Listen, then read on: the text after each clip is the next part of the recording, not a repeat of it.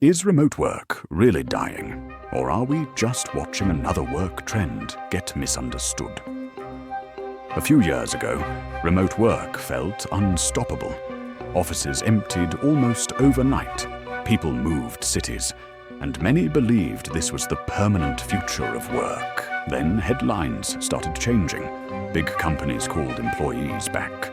Social media filled with posts saying remote work was over. It started to feel like something important had quietly failed, like a promise that was taken back without explanation. So the question became simple, but unsettling. Was remote work just a temporary reaction to an emergency, or is something else actually happening? Most people believe remote work is dying because companies suddenly realized it does not work. The story usually goes like this. Productivity dropped. Employees became lazy, collaboration suffered, managers lost control, so companies had no choice but to bring everyone back to the office. According to this view, remote work was a nice experiment, but reality proved it was unsustainable. Offices are coming back because they are better. Simple as that. But this explanation feels too clean. If remote work truly did not work, it would be disappearing everywhere. Instead, what we see is uneven. Some companies push hard for office returns. Others stay fully remote. Many settle somewhere in between. That inconsistency tells us something important.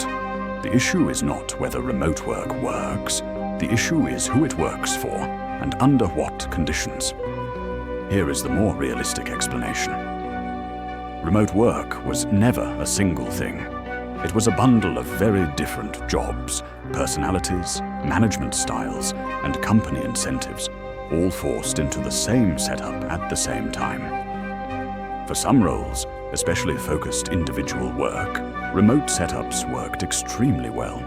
For others, especially work that depends on fast coordination or training new staff, it was more challenging. The results were mixed, not because remote work failed, but because it was applied universally, without being designed carefully. There is also a less talked about factor, control. Many companies built their management culture around physical presence. Meetings, supervision, and even trust were tied to seeing people at their desks. Remote work forced these companies to measure output instead of attendance. For some leaders, that shift was uncomfortable. Returning to the office is not always about productivity. Sometimes it is about restoring familiar systems of control and decision-making. Another important point is cost. Offices are expensive, but so is turnover. During the remote work boom, employees had more freedom and more options. That shifted power. Companies pushing return to office policies often see higher resignation rates, but some accept that cost because it reshapes their workforce toward people willing to comply. This is not about remote work being impossible. It is about companies choosing what kind of leverage they want. So is remote work dead? No.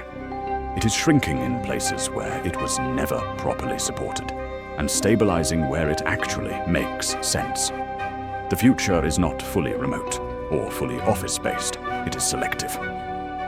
Remote work will remain strong in roles where output is clear, trust is high, and location adds little value. It will be limited where work depends heavily on physical presence or constant real-time collaboration. Understanding this changes how you should think about your own position. Instead of asking whether remote work will come back, the better question is whether your skills and role are compatible with it. Remote work is no longer a blanket benefit. It is a negotiation based on value, clarity, and independence. If this perspective helped you see remote work more clearly, consider subscribing to Simple Revenues. We focus on explaining money, work, and modern careers without hype, fear, or false promises. New videos every week. Thanks for watching. Simple Revenues. Finance made simple.